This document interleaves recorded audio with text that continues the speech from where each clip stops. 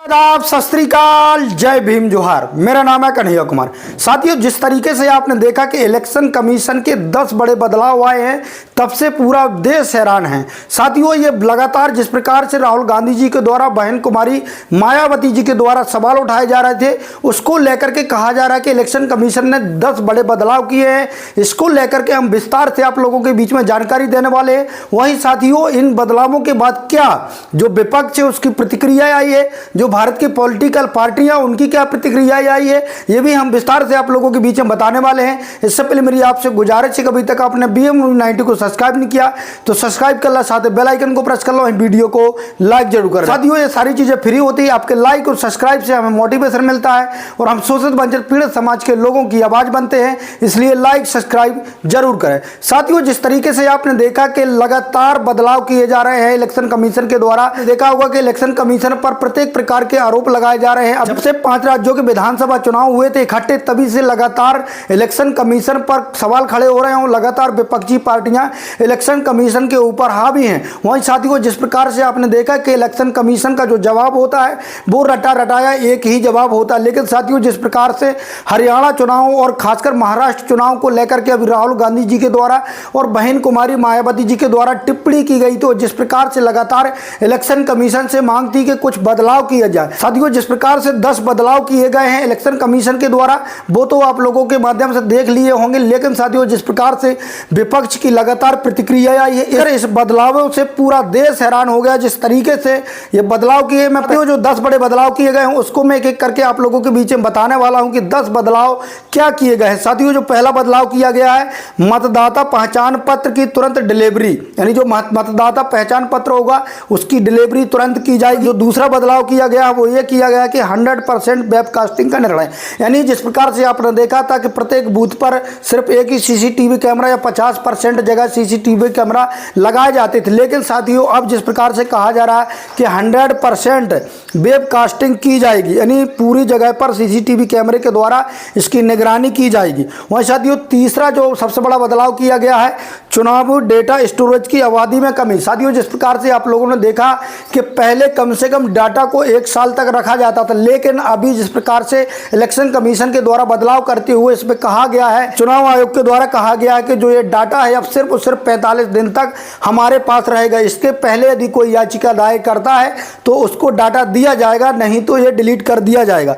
तो साथियों, ये 3 बदलाव किए गए। इसके अलावा साथियों, चौथा जो सबसे बड़ा बदलाव किया गया है, CCTV फुटेज अब आम जनता की पहुंच से बाहर रहेगा, यानी आम जनता तक ये जो CCTV होते थे, जो फोटोज होते थे, ये आम लोगों को नहीं दिए जाएंगे। वेबकास्टिंग को अब आम जनता के लिए उपलब्ध नहीं किया जाएगा। फुटेज है उसको आम जनता तक नहीं पहुंचाया जाएगा, जिस प्रकार से ये इलेक्शन कमीशन के द्वारा निर्णय लिया गया है।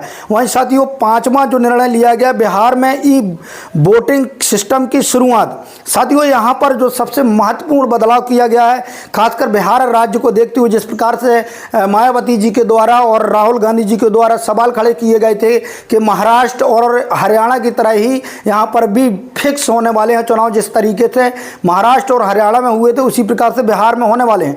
तो यहाँ पर उन्होंने कहा राज्य निर्वाचन आयोगों में वोटिंग सिस्टम लागू करने की घोषणा की गई, जिसमें blackness, liveness, distinction, face scan और वीवीपैट जैसी तकनीकें शामिल है। मतदान का छेड़छाड़ व प्रूफ का प्रयास है। साथियों, ये बदलाव किया गया। वहीं साथियों, एक और जो सबसे बड़ा 6वां बदलाव जो किया गया है, एक समान मतदाता सूची की दिशा में कदम। साथियों, अलग अलग प्रकार से आप लोगों ने देखा होगा कि मतदाता सूची हर चुनाव में अलग अलग से दी जाती थी, निकाली जाती थी, लेकिन साथियों इस बार चुनाव आयोग ने कहा है कि एक ही बार यहाँ पर मतदाता सूची है जो वो दी जाएगी और सभी चुनावों में उपयोग की जाएगी। 7वां बदलाव करते हुए उन्होंने कहा है कि चुनाव आयोग की आंतरिक कार्य संस्कृति में सुधार। मुख्य चुनाव आयोग ज्ञानेश कुमार ने नेतृत्व में आयोग ने ऑफिस सिस्टम और बायोमेट्रिक अटेंशन सिस्टम लागू किया, जिसमें कार्य प्रणाली की पारदर्शिता और जवाबदेही होगी।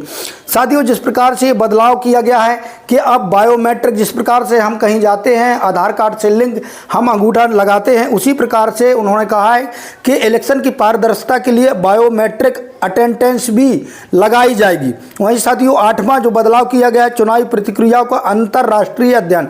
अब उन्होंने कहा है, जो ज्ञानेश कुमार है उन्होंने कहा है कि अब जिस प्रकार से सवाल खड़े किए जा रहे हैं लगातार विपक्ष के द्वारा, अब इस पर हम एक बदलाव करने के लिए हम जो अदर कंट्रियों में, अदर देशों में चुनाव सिस्टम प्रक्रियाएं होती हैं उसका हम अध्ययन करेंगे और वहां से कुछ सीखेंगे और अपने भारत की जो चुनाव प्रणाली है उस पर भी बदलाव करने का कोशिश करेंगे। साथ ही वहीं जो उन्होंने 9वां बदलाव किया उसमें लिखा है स्थानीय निकाय चुनावों के नियमों की समीक्षा।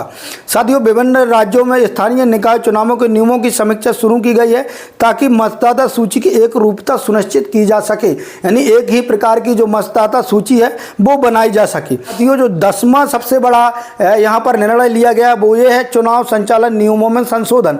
चुनाव संचालन नियम 1961 के नियम 93(2)(a) में संशोधन पर कुछ इलेक्ट्रॉनिक दस्तावेज जैसे सीसीटीवी फुटेज में सार्वजनिक निरीक्षण पर रोक लगाई गई है। इस बदलाव को सुप्रीम कोर्ट में चुनौती भी दी गई है। लेकिन साथियों जिस तरीके से मैंने आप लोगों को बताया कि ये 10 बड़े बदलाव इलेक्शन कमीशन के द्वारा किए गए हैं, लेकिन साथियों इससे हमारे भारत देश की जनता और खासकर विपक्षी पार्टियां बिल्कुल भी सहमत नहीं है।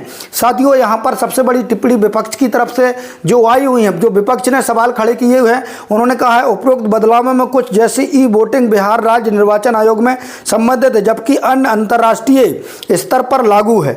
इन बदलावों पर विपक्षी दलों विशेषकर कांग्रेस ने आपत्ति जताई है, खासकर डेटा स्टोरेज और सीसीटीवी फुटेज की सीमित पहुंच को लेकर के। यहाँ पर कांग्रेस ने बड़े सवाल खड़े करते हुए कहा है कि जिस तरीके से जो ये समय अवधि रखी गई है कि 45 दिन तक ही डेटा स्टोरेज रखा जाएगा जो खासकर चुनावों का होगा, इस पर बड़ा सवाल खड़ा करते हुए कहा। और उन्होंने कहा कि जिस तरीके से सीसीटीवी फुटेज हैं उनके लिए कहा गया है कि जो है ये काफ़ी समय तक नहीं रखा जाएगा, ये सीमित समय तक रखा जाएगा और सार्वजनिक नहीं किया जाएगा, तो इस पर बड़े सवाल उठाए हैं। जो सत्ताधारी पार्टी है, कहा जा रहा कि जो ज्ञानेश्वर हैं जो उनके इशारे पर चलने का काम करते हैं, जो सत्ताधारी पार्टी है उनके इशारे पर चलने का काम करते हैं, इस प्रकार के तमाम प्रकार के आरोप लगाए गए हैं। तो साथियों जिस प्रकार से ये ईवीएम को लेकर के लगातार चुनाव आयोग पर सवाल खड़े होते रहे, चुनाव आयोग ने जिस प्रकार से जवाब दिया, इस जवाब से कई भी विपक्षी पार्टियां हैं वो संतुष्ट नहीं है और लगातार सवाल खड़े कर रहे हैं। तो पूरा भारत देश